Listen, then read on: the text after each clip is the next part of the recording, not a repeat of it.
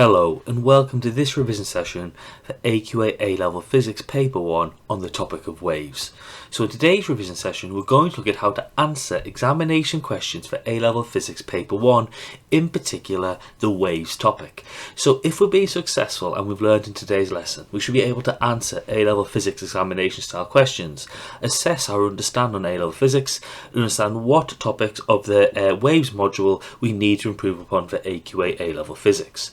So how should we be carrying out this particular revision session? When completing your work in this revision session, divide your piece of paper into two sections. Make the section on the left hand side larger than the right hand side, and in this left hand side section write down your working out and answers to the questions which you cover in the revision session. When you're doing this, make sure you write in full sentences and you show your full working out for calculations. Whilst in the right hand side, write down any bits of information which you find useful or any hints and tips on answering questions from this revision session.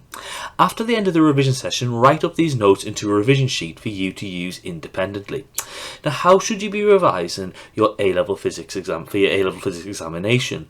Well, the first thing you should be doing is learning the key facts. So use things like revision guides, class workbooks, prep notes, and textbooks to learn the key ideas of the course.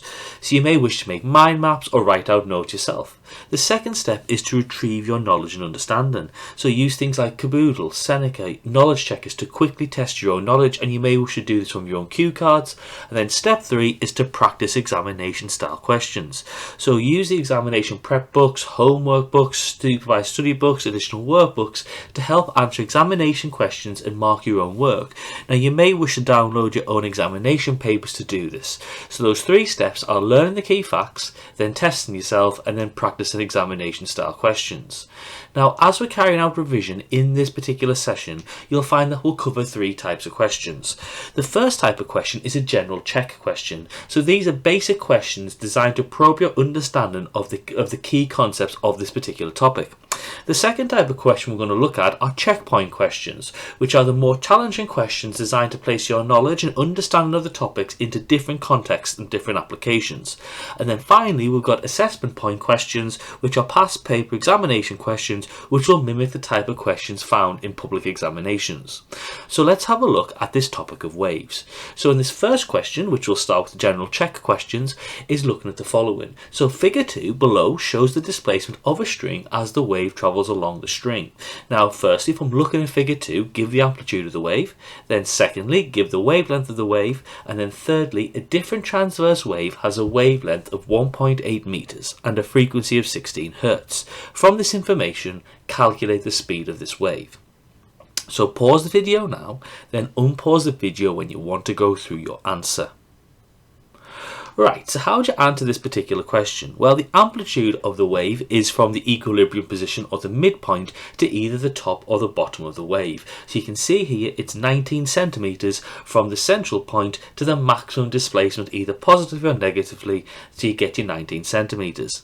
Now your wavelength is going to be 80 centimeters because it is after 2 of your amplitudes, or you could also argue it's when the wave starts to repeat itself again, so it's at 80 centimeters. And then finally, speed is equal to frequency times by wavelength, so we do 16 Hertz times by 1.8 meters, and we get our answer to be 29.0 meters per second. Now our next question shows figure 1, which has a displacement of a surface water wave with time. Firstly, identify the number of oscillations shown in figure 1, then give the amplitude of the surface water wave shown in figure 1, and then give the period of the surface water wave shown in figure 1. So pause the video now, then unpause the video when you want to go through your answer. Right, so how do you work out how many oscillations there are? Well, you can see that there are 2.5 oscillations, because each oscillation, each entire wave, is actually when the wave goes back to the start again, after it's gone positive, then negative, and then back to the start again. That's one oscillation, or one wave. So you'll notice it goes backwards and forwards until 20, then backwards and forwards again at 40, and then forwards again, so you get 2.5 waves. Now what's the amplitude? Again, the amplitude is from the midpoint up until the maximum displacement, either positively or negatively, so that is 8 centimeters. And then the time period, you know that time period is actually again the time it takes for it to have one complete oscillation, so it's 20, because that's the point at which the wave starts to repeat itself. The next question says, calculate the phase difference in degrees between 2 points on a wave of wavelength 40 centimeters separated by, firstly, 20 centimeters, then 40 centimeters, then 80 centimeters. Then calculate the distance between 2 points on a wave of wavelength 1.60 meters when they've got a phase difference of 90 degrees, 540 degrees, and 5 pi radians. So pause the video now, then unpause the video when you want to go through your answer. Right, it's very important to note that the phase difference for an entire wave is 360 degrees. So you can work everything out based on that. So you can work out that the first one, which is 20 centimeters, is half the wave, because the wave is 40 centimeters. So therefore the phase difference is half of 360, which is 180 degrees. Now the 40 centimeters is one complete wave, so it's 360 degrees, or 0 degrees, because this has gone back to where it starts again, because you can imagine a bit like a circle going all the way back round. So you can also have it to be 0 degrees. Now at 80 centimeters, that's in fact 2 wavelengths, so therefore that's 720 degrees. You could also say it's back to 0 again, because it's just gone around the circle again twice. Now in this next question, you're going to have to work out how big the difference is. Now again, remember, one wavelength is 360 degrees. So if you've got a phase difference of 90 degrees, that's a quarter of a wavelength. So that is a quarter of 1.60 meters, which is 0.40 meters or 40 centimeters. Now the next one's 540 degrees. So again, 540 degrees is actually going to be 1.5 waves. So therefore it is 1.6 plus 0.8, because it's 1.5. So it's 2.4 meters. Now, in theory, the displacement, by the way, because again it's gone back round to the start again, would actually just be 0.80 meters as well. Now, 5 pi radians. Now, this is an important idea to understand, that whilst the phase difference of one wavelength is 360 degrees, that is also equal to 2 pi radians. So 5 pi radians is actually going to be 2.5 waves, because we've gone round it twice and once more, because it's 2 pi for every one wavelength, so therefore it is 4 meters. The next question says, looking at the figure below, this shows you the relative intensity between two Polaroid filters. Explain why maximum intensity occurs at 0 degrees and 180 and 360, and a minimum between 90 degrees and 270 degrees. And then second question, a student holding a polarizing filter in front of a laptop screen and then rotates it. At a particular angle, the laptop screen appears to go dark. So firstly, suggest what you can deduce about the nature of the light emitted from a laptop screen from the student's observation. Then explain how the laptop screen can be viewed once again through the filter. So pause the video now, then unpause the video when you want to go through your answer. Right, the first thing you've got to understand is this is regarding polarization. So at 0, 180 and 360, the two Polaroids are aligned with each other. So you get the same orientation of the wave being polarized. So that means all of it will go through both the filters, so you get a maximum intensity. At 90 and 270 degrees, your two Polaroids are polarizing two waves which are perpendicular to each other. So whilst it'll go through one of the Polaroids, it won't go through the other Polaroid, so the intensity will fall to 0. Now in 2.1, what can we deduce about the nature of light? In the fact that as the polarizing filters in front of the laptop screen, it'll change the amount of light going through it. Well, it tells us that it's being polarized, so therefore it must be playing polarized. Now, how can you get your laptop screen to be viewed again through the filter? Remember, if you've got two filters, you can only get maximum intensity when the two Polaroids are parallel with each other. Now, from the orientation you can see in the question already, they must be perpendicular to each other. So therefore, to get from perpendicular to parallel, it takes a 90 degrees rotation to do so. So you must rotate it 90 degrees. The next question says, describe two similarities between progressive and stationary waves. Then describe the phase difference between the two waves that form a stationary wave, firstly at a node, then secondly at an antinode. Then a standing wave has adjacent nodes 30 centimeters apart. Calculate the wavelength in meters of the progressive waves responsible for this standing wave. And then finally, describe how the amplitude of a standing wave varies from one node to the next. So pause the video now. Then unpause the video when you want to go through your answer. Right, so the first question is pretty much asking you what are the common properties of all waves. So the common properties of all waves you've got to remember are that all waves are comprised of oscillations and vibrations. The second thing is all waves will have the common properties of frequency, time period and amplitude. You could also substitute wavelength in there for frequency as well if you wanted to. Now if you've got two waves and they form a station wave and there's a node, well, a node means no energy, no amplitude, no wave, so they've got to be an antiphase. So when they add together, when they superimpose, they completely cancel each other out. And for the antinode, you've got a maximum amplitude, a maximum energy, a maximum wave, so the two waves must reinforce each other, so they must be in phase with each other. Now for the next question, for question 3, it's important to note that two adjacent nodes, adjacent meaning next to, two nodes are always half a wavelength apart. So if the two nodes are 30 centimeters apart, it tells us that half a wavelength is 30 centimeters, so a full wavelength is 60 centimeters or 0.60 meters. Now you've got to remember that the amplitude at a node is 0 because a node is no energy, no amplitude, no wave. As you move away from the node, the amplitude will increase and increase and increase. It then hits a maximum amplitude at the antinode before then decreasing again back down to 0 at the next node. The next question says, the stationary wave below is produced at a frequency of 120 Hz. The length of the string is 0.36 meters. Firstly, state the first harmonic of the string. Secondly, determine the wavelength of the original progressive wave. And then sketch the pattern produced if the frequency changes from 160 Hz to then 100 Hz. So, pause the video now, then unpause the video when you want to go through your answer. Right, so what you can note is when you've got a standing wave, the number of antinodes, which is the places of maximum displacement, is equal to the number of harmonics. So you can see here that there are 3 antinodes, so therefore it's the third harmonic. So to work out the frequency of the first harmonic, you take the frequency of the third harmonic and you divide it by 3. So 120 divided by 3 is 40 Hz. Now you can see in this particular picture that the entire length of the string is 0.36 meters, but it's actually 1.5 waves because you have 2 antinodes or 2 deviations from 0 to maximum amplitude in one wave. There's 3 of them, so that tells you you've got 1.5. So if there's 1.5 wavelengths in 0.36 meters, well therefore in one wavelength it's 0.24 meters. Now, how would the pattern change if you went to 160 Hz? Well, you'll notice that the harmonics are produced in the multiples of the first harmonic. The first harmonic, in this case, is 40 Hz, so I'll go multiples of 40, 40, 80, 120, 160.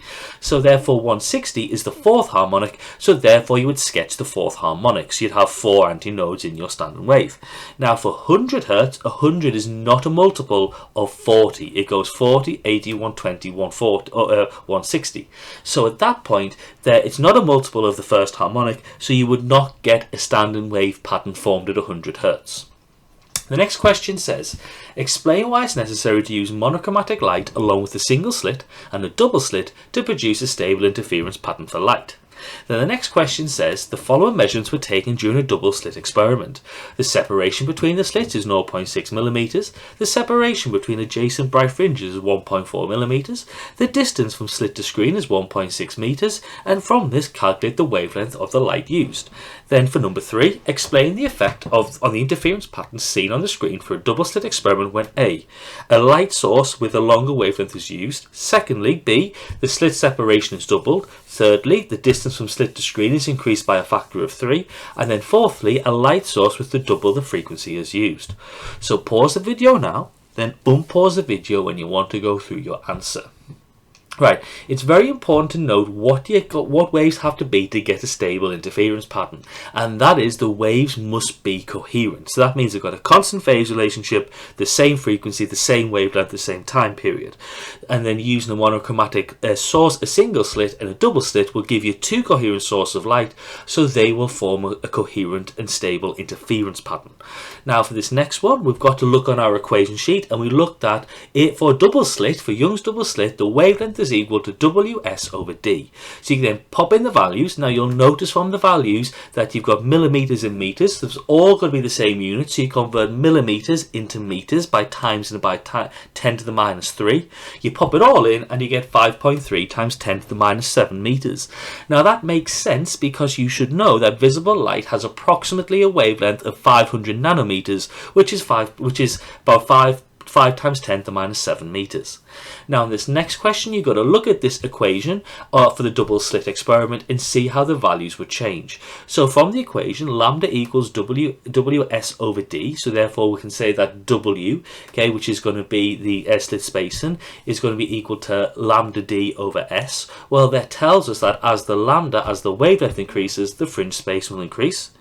If the slit separation was doubled, we can therefore see that S will half. So you can see straight away, because it's an inversely proportional relationship.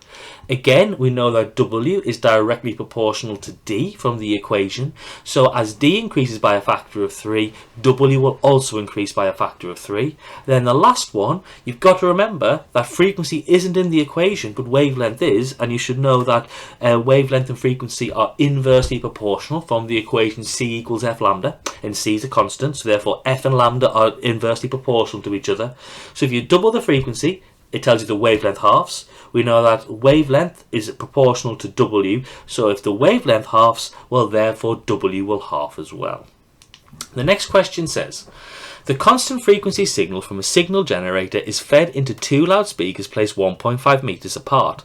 A girl who is 8 meters away from the speakers walks across in a line parallel to the line between the speakers. She finds that there's a distance of 1.2 meters between successive spots where the sound is very quiet. So calculate the wavelength of the sound. Then explain what is meant by the term superposition. Then, in a Young's double slit experiment using yellow light of 500 nanometer wavelength from a sodium discharge tube, a student sets up a screen 1.8 meters from the double slit. He measures the distance between 12 fringes as 16.8 millimeters. From this information, calculate the separation of the slits. Then state the effect of using slits of a narrower width but the same separation, and using slits with a smaller separation but of the same width. So pause the video now, then unpause the video when you want to go through your answer. Right, in this first question, you've got to use the equation lambda equals WS over D, because we're trying to work out what the actual value is going to be for the wavelength of the source. So you can see that we've got W, which is the separation between the values. So therefore, you can see it's going to be 1.2 times by the slit separation, which is going to be 1.5, because that's where the two speakers are, divided there by the distance between the two, so the distance between where it's observed when the speakers are, so that you get 0.23 meters.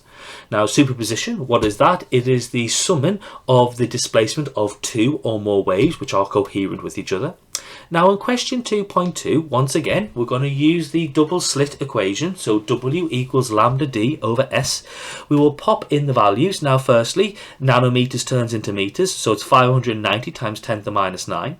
You've got to also be very careful when we're working things through here, because you'll notice that the distance between the fringes is measured to be 16.8 millimeters. So what you could either do is multiply the top by 12 or divide the bottom by 12, because you're doing 16.8 as 12 of them, so 16.8 divided by 12 will give you one of them. Now remember that 16.8 is in millimeters, so it's going to be converted into meters by times and by 10 to the minus 3.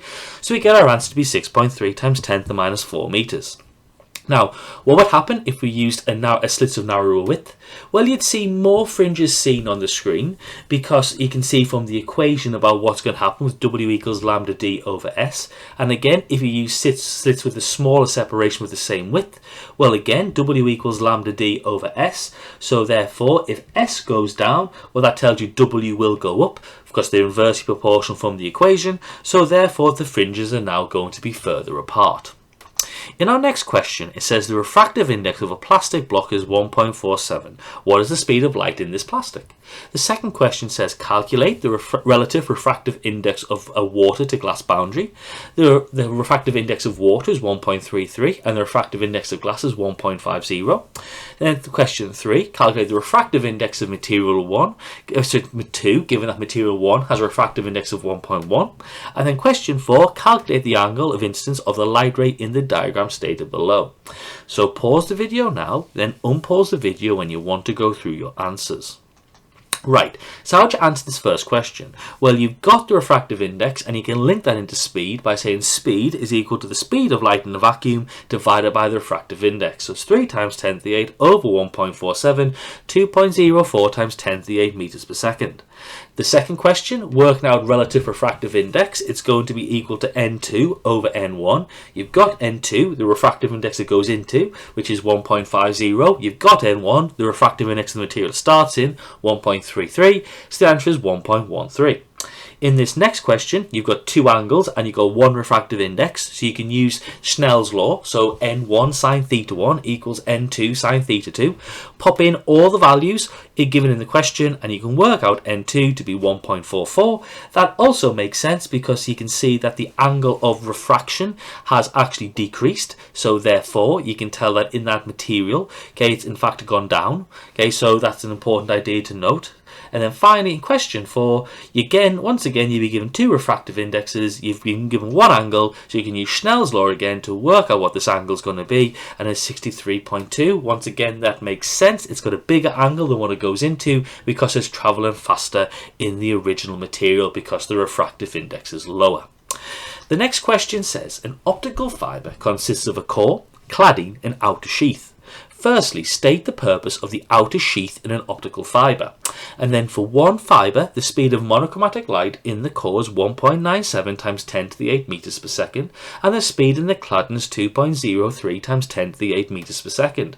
From this information, calculate the critical angle for this light at the interface between the core and the cladding. So pause the video now, then unpause the video when you want to go through your answer. Right, so you should just know what the purpose of the outer sheath is. So it's to prevent damage to the optical fibre, it protects the fibre, and it also strengthens the fibre as well. Now, to work out what the critical angle is going to be, you've got to work out the relative refractive index between the core and the cladding. So you do the speed that is going to be in the cladding divided by the speed that it is in the core, because it's what it's going to divided by what it's in. So you get 1.03, and then we know that sine critical angle is 1 over n. So it's going to be 1 over 1.03. So we get our critical angle to be 76 degrees. Let's have a look at some checkpoint questions. So in this first question, now we're looking at more applied circumstances to the concepts of this module. In testing a particular type of guitar string, a string is stretched and vibrated for a long period of time using a mechanical vibrator as shown below. The right-hand end of the string is fixed. A stationary wave is produced on the string and the string vibrates in two loops. Firstly, state the conditions that are necessary for a stationary wave to form on the string. Explain how you would know that the wave on the string is transverse, and then compare the amplitudes and phase of oscillations of points A and B on the string. So pause the video now, then unpause the video when you want to go through the answer. Right, so in this first question, it's asking you what do you need for a stationary wave to form. So you need a reflection of a wave, so there's two waves in opposite directions, and that the frequency is constant, or there's the same frequency, same wavelength, and a constant phase difference. You've got coherency between the two waves. The next question is asking you to define what we mean by a transverse wave, and that is when the displacement or the oscillation is perpendicular to the propagation of the energy of the wave. And then finally, what is the difference in the amplitude and phase of points A and B? Well, firstly, you'll notice that A has a bigger amplitude than B because its position is further away from the equilibrium position of the vibrator than B is, but also that A is pi radians out of phase with B, because you'll notice they're on completely opposite points of the wave oscillation. One is above by the certain value and one is below by that same certain value, so they're completely out of phase. So they've got a difference of half a wavelength, which when you put it into a phase difference is pi radians. The next question says, when a note is played on a violin, the sound it produces consists of the fundamental, which is the first harmonic, and many overtones, the higher harmonics. Figure 1 shows the shape of the string for a stationary wave that corresponds to one of these overtones. The positions of maximum and zero displacement for one overtone are shown. Points A and B are fixed, points X, Y, and Z are points on the string. Firstly, describe the motion of point X, then state the phase relationship between X and Y and X and Z, and then the frequency of the this resonant frequency is 780 Hz, show that the speed of the progressive wave on the string is 125 meters per second, and then calculate the time for the string at point Z to move from a maximum displacement back to 0 again. So pause the video now, then unpause the video when you want to go through your answer. Right, in this first question, it's the idea of a stationary wave, and then it's going to oscillate a bit about the equilibrium position from positive to negative. So you can see it's going to vertically oscillate. Now, when you look at X and Y and X and Z, you'll notice that X and Y are out of phase because they are oscillating in opposite directions of your stationary wave at that point, but X and Z are oscillating in the same direction, so they are in phase. Now, in the next question, speed is equal to frequency times by wavelength. Now, you can work out what the wavelength was. It was 0.16 meters because the entire length of the string was 0.32 meters, but that was for two waves, so one wave was 0.16. So you multiply that by 780 Hz to get to 124.8 meters per second. Now, you should also know that the time taken to go from maximum displacement to zero displacement is going to be the time it takes to move a quarter of a wave, 90 degrees displacement. So you can work out what the time period is by doing T as 1 over F, so 1 over 780, and that's one whole cycle, so it's a quarter of that, which is 3.2 times 10 to the minus 4 seconds. The next question says the violinist presses on the string at C to shorten the part of the string that vibrates. Figure 2 shows that the string between C and B are vibrating in its first harmonic. The length of the whole string is 320 millimeters and the distance between C and B is 120 millimeters. Firstly, state the name given to the point on the wave between C and B. Secondly, calculate the wavelength of the stationary wave. Then thirdly, calculate the frequency of the first harmonic. The speed of the progressive wave remains at 125 meters per second. So pause the video now, then unpause the video when you want to go through your answer. So the first question is asking you, what do you give the name to the maximum displacement in a stationary wave? And that is an antinode.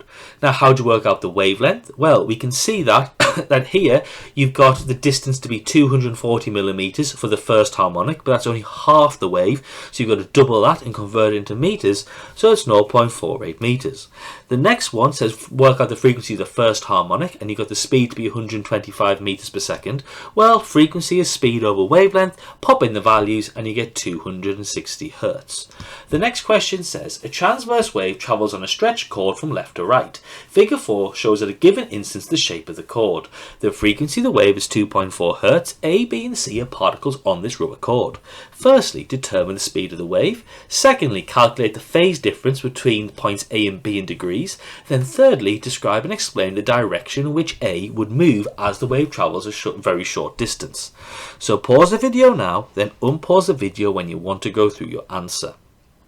Right, so this first one, you can see how long a wavelength is. So you can see firstly from the information given to you that there's 1 meter for 1 1/4 waves. So therefore one wavelength is 0.80 meters. We know speed is frequency times by wavelength, so it's 2.4 times by 0.80, 1.92 meters per second.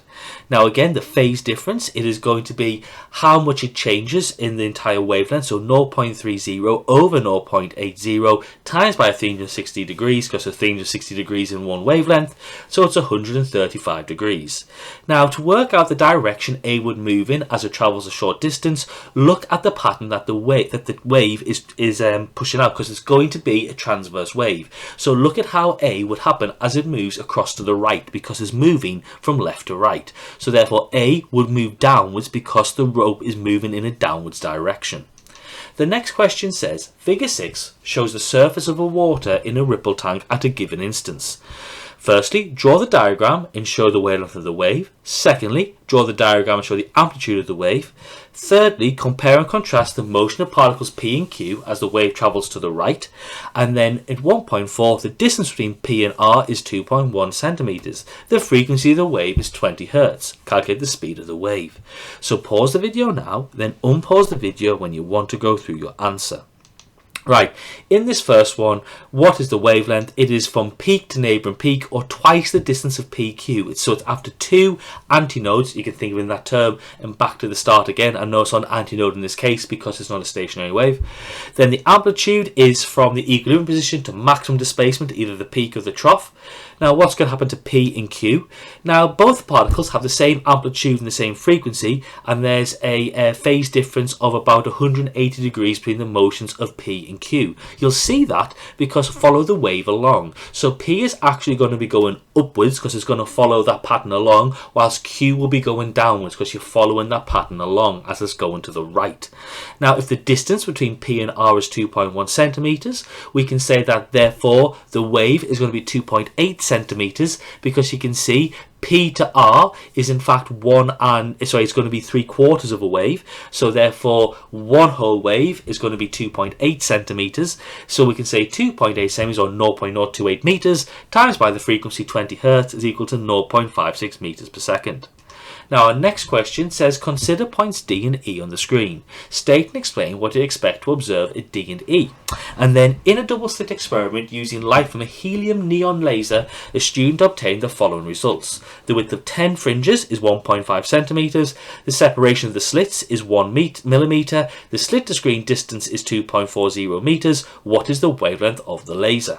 So pause the video now, then unpause the video when you want to go through your answer. Right, in this first one, you can see that D is going to be a dark fringe. Why is it going to be a dark fringe? Because you can see that the rays from slits 1 and 2 will have a path length difference of 1.5 wavelengths. And so when you've got a half a wavelength difference between two of the path, it's going to be a dark fringe, whilst E has a path difference of 2 wavelengths, and when it's an integer difference, it's a bright fringe. Now, the next question, you've got to remember, you've got to actually firstly convert the width of the 10 fringes into one fringe. So it's 1.5 centimeters divided by 10.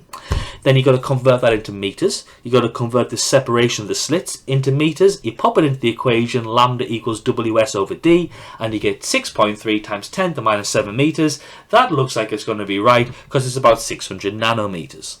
The next question says, describe how the interference pattern would change if a laser emitting green light was used in an experiment in place of a laser emitting red light. Then explain why it's better to measure the separation between multiple fringes to determine the fringe separation rather than between adjacent fringes. Then a helium neon laser of wavelength 632.8 nanometers is used to form an interference pattern from a double slit with a slit separation of 0.50 millimeters. Calculate the separation between the adjacent fringes. Then the following measurements were taken during this double slit experiment using light with a wavelength of 610 nanometers. The separation between the slits is 0.40 millimeters. The separation between the adjacent bright fringes is 1.8 millimeters. What's the distance from slit to screen? So, pause the video now, then unpause the video when you want to go through your answer. Right, so in this first one, if you have red light instead of green light, the separation between the fringes will be smaller because green light has a shorter wavelength than red light. We know that W equals lambda S over D. So if lambda goes down, well then W goes down, so the separation between the fringes is lower. Why do you do multiple slit spacings? Because it reduces the percentage uncertainty, because the measurement for multiple fringes will be bigger than the measurement for just one fringe. The next question, we use lambda equals WS over D, so W equals lambda D over S. Convert the nanometers into meters, convert the millimeters into meters, pop in all the values, and we get 1.3 times 10 to the minus 2 meters. Once again, we do the same equation, with this time we make D the subject, as you can see on the screen. We convert the millimeters into meters, we convert the nanometers into meters, and we get our answer to be 1.2 meters. The next question says, consider the equation d sine theta equals n lambda. How will the diffraction pattern change if the wavelength of the wavelength is increased? The diffraction gratings change form with more lines per centimetre.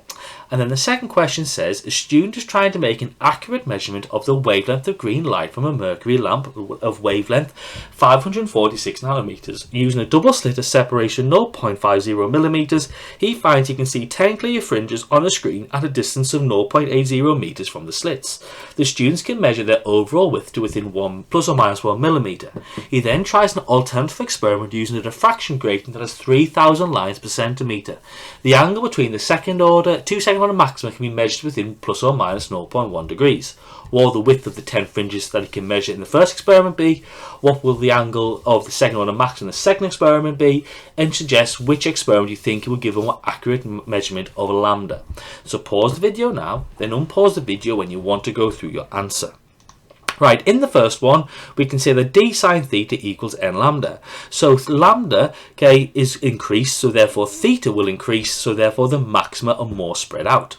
In this next one, we know that d is equal to 1 over the number of lines per centimeter or per meter. So if there's more lines per meter or per centimeter, d will go down. So from the equation that tells us theta will go up. So therefore the maxima are more spread out. In question 2.1, how can you work it through? Well, you can use the equation lambda equals ws over d, so w equals lambda d over s. Pop in all the numbers and you'll work it through to be 0.87 millimeters. So therefore, in total, 10 fringes will have a value of 8.7 millimeters, and the student will measure that to be 9 millimeters with the uncertainty of the ruler considered.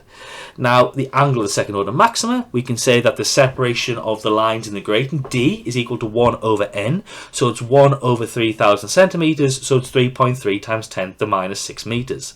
We can then make sine theta the subject and therefore work out theta to be 19.1. Now, which one will give us a more accurate value? Well, for the double slit experiment, you measure a width of 9 millimeters, so therefore you would do plus or minus 1 over 9 to get that value, and then for the diffraction grating you'd be using a value of 19, so therefore it will be plus or minus 0.1 over 19, and then times by 100 in both cases, work out your percentage uncertainty. As you can see, the diffraction grating one, 0.1 over 19, will give us a much smaller answer, so therefore it's more accurate. And in addition, when you're using diffraction gratings, the images are brighter and more well defined, so it's easier to measure more accurately as well. The next question says, white light is incident normally on a diffraction grating with a slit separation of 2 times 10 to the minus 6 meters. Calculate the angles between the red and violet ends of the first order spectrum. The visible spectrum has wavelengths between 400 nanometers and 700 nanometers. Then explain why the second and third order spectra overlap. So pause the video now, then unpause the video when you want to go through your answer.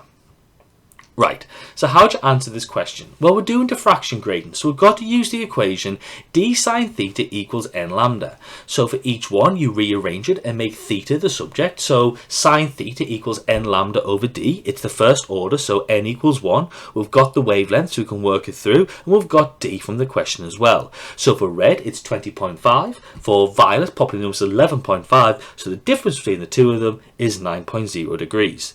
Now, while the second and third over spectra overlap, well, the third order maxima for the violet is deflected through a smaller angle than the second order maxima for red light, because you've got to consider the different wavelengths of each of them as well. So therefore it would work through that they would actually overlap in terms of angles. Now the next question says, figure 7 shows 3 transparent glass blocks, A, B and C joined together. Each glass block has a different refractive index. Calculate the speed of light in glass A, where the index of glass A is 1.80, and then show that the angle theta is about 30 degrees. So pause the video now, then unpause the video when you want to go through the answer. Right, in this first one, we want to work out the speed of light in the material. We have its refractive index, so we say that it's going to be equal to the speed of light in a vacuum divided by the refractive index, so it's 1.67 times 10 to the 8 meters per second. Now, if you look on the screen here, you've got both refractive indexes, because you know the refractive index of air is 1. You've worked out the refractive index of glass, so we can do n1 sine theta 1 equals n2 sine theta 2. Work it all the way through, and we get 31.9 degrees. That makes sense. It's going to be a smaller angle because it should be going slower, so it's going closer to the normal because it's going to a high refractive index. Let's have a look at some examination style questions on the wave topic. So, first question, a student connected a signal generator to the loudspeaker and placed the loudspeaker near one end of a long tube containing sand. The student adjusted the signal generator until the sand collected in small heaps as shown. Firstly, explain why the sand collects in heaps. Secondly, the student determined the distance d between the centres of adjacent heaps and describe the procedure she should follow to determine an accurate value of d. And then next, assess whether the experimental data is consistent with the value for the speed of sound of 340 meters per second. The signal generator frequency is 3.25 kHz and d is 5.1 centimeters. So pause the video now, then unpause the video when you want to go through your answer. Right, why is it collecting heaps? Well, it's the idea it's forming a stationary wave. So you've got a standing wave set up in the tube because there's interference where the sound wave hits off the back of the tube and comes back. So you get a constructive interference where the amplitudes are maximum, you get destructive interference where the amplitudes are minimum, and the sand is therefore displaced between antinodes and nodes. Now, how do you get an accurate value for measuring d? Well, you need to be measuring multiple values because dividing measuring over a bigger value loads your potential uncertainty. You then divide by the number of gaps to work out your average, and then you repeat and calculate an overall average. Now for this next one, you'll have seen very quickly that we need to work out with the speed. So we know that speed is equal to frequency times by wavelength, and wavelength is double the distance between two adjacent nodes. So we convert 5.1 centimeters into meters, we then double it to get our wavelength, we multiply it by 3.25 times by 10 to the 3, and we get 332, which is close to the value of 340 meters per second. The next question says, the photograph shows a stringed instrument called a cello being played with a bow. A standing wave forms on a cello string when the bow moves across the string. Deduce whether a thicker string will produce a note of higher or lower frequency compared with a thinner string. Assume each string is the same length and at the same tension. So pause the video now, then unpause the video when you want to go through your answer. Right, what you should see by looking at the equations given to you on the equation sheet, that ultimately when you consider everything that stays constant, V is going to be equal to the square root of T over mu, where mu is the mass per unit length. So if you've got a thicker string, mu is going to be a bigger value, T is going to stay constant, so therefore if T is staying constant and mu is getting bigger, V will therefore be getting smaller. Now we know V equals F lambda, and the wavelength lambda will stay constant. So therefore, if we are going to maintain that value of V, that tells us we're going to have a lower frequency with that thicker string. And you can also think to yourself, if it's a thicker string, it's harder to move, it's going to need more energy, so therefore its frequency of vibration will be lower. The next question says the speed of wave on a string can be described with the equation V equals the square root of T over mu. The string has a length of 0.69 meters and has a mass of 9.0 times 10 to the minus 3 kilograms. The wave is traveling along the string at a speed of 203 meters per second. What is the tension in the string? Then when the string is fixed at both ends and plucked, a stationary wave is produced. Explain briefly in terms of superposition of waves how the stationary wave is produced. Then 1.3 says the string is vibrating at a fundamental frequency of 270 Hz and produces the stationary wave pattern shown in 9.A. Figure 9b shows the same string vibrating in its third harmonic. Determine the frequency of the third harmonic. So pause the video now, then unpause the video when you want to go through your answer. Right, in this first one, you can work out mu, or mass per unit length, by doing the mass over the length. We can then pop it into the equation V equals the square root of T over mu. We can therefore work it all the way through, and therefore we get our answer to be 540 newtons. Now, how will you get a stationary wave? Well, the wave is reflected from each end. They're coherent, they'll interfere to create maxima and minima. Now, you've also got to know that for the next question, the frequency of the third harmonic is going to be the third multiple of the first harmonic, which is 270. So it's 3 times by 270, so it's 810 Hertz. The next question says, a student is carrying out an experiment to investigate the interference of sound waves. Two identical loudspeakers, L1 and L2, are connected to a signal generator as shown. The sound level meter is moved from A to B and a series of maxima are detected. The sound waves emitted from the loudspeakers are coherent. Explain what is meant by the term coherent. Then explain in terms of waves how a maximum is produced. Then the wavelength of the sound wave is 0.400 meters. The distance from L2 to the third order at point P is 6.00 meters. Determine the distance from L1 to P. Then a second student in the room is wearing a pair of active noise cancelling headphones. The student switches this function on. The sound level from the loudspeakers heard by the student decreases significantly. Name the type of interference that the headphone uses to reduce the sound level. So pause the video now, then unpause the video when you want to go through your answer. Right, so in this first one, how are they coherent? Well, they've got a constant phase relationship, same frequency, same wavelength, same velocity. In terms of a wave, how is a maximum produced? When they meet in phase, or they've got a path difference of integer lambda. The next one, you can see that the path difference is n lambda because it's a coherent. It is a bright fringe. It's a maxima. It is a overall added together. Now that happens when you got an integer wavelength difference, and it's the third maxima, so it's 3 times by the wavelength difference. So it's 3 times by 0.40. But the path difference is also the difference of the two waves. We know that one of them takes a path of 6 meters.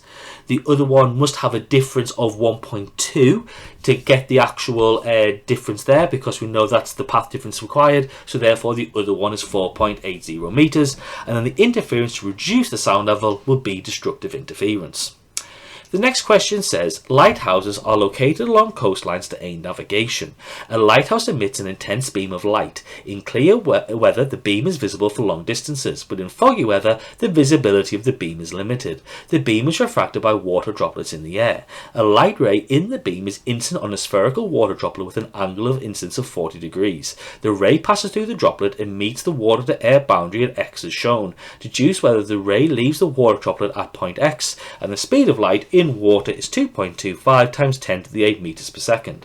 So pause the video now, then unpause the video when you want to go through your answer. Right, so how do you work this through? Well, firstly, work out the relative refractive index, so you got both speeds of light in the particular media. So you can say air to water is 3 times 10 to the 8 over 2.25 times 10 to the 8, so it's 1.33. We can then work out what our angle is going to be by doing n1 sine theta 1 equals n2 sine theta 2. Remember, n1 is 1 because it's air, so therefore theta 2 is 29 degrees, and therefore we can work out what the critical angle is by doing sine critical angle is 1 over n, so you can work it through like that. So therefore the critical angle is going to be 49 degrees. The angle of refraction is 29 degrees, so therefore it will refract through, so therefore you can see what's going to take place. Now the next question says calculate the largest angle theta to the axis at which the light can travel for long distances through the core of the multimode fibre if the refractive index of the core is 1.574 and that of the cladding is 1.550. Then explain what would happen to light entering the fibre at an angle to the axis greater than the angle calculated at 1.1. So pause the video now, then unpause the video when you want to go through your answer. Right, so how do you answer this question?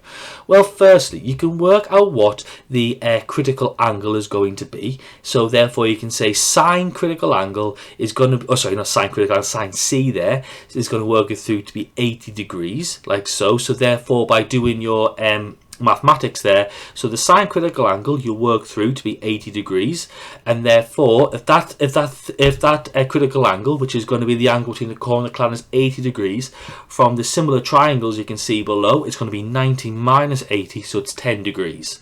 Now if light entered at the angle greater than that, well therefore your refraction wouldn't happen, so therefore some reflection or some light would escape from the core and some will go into the cladding.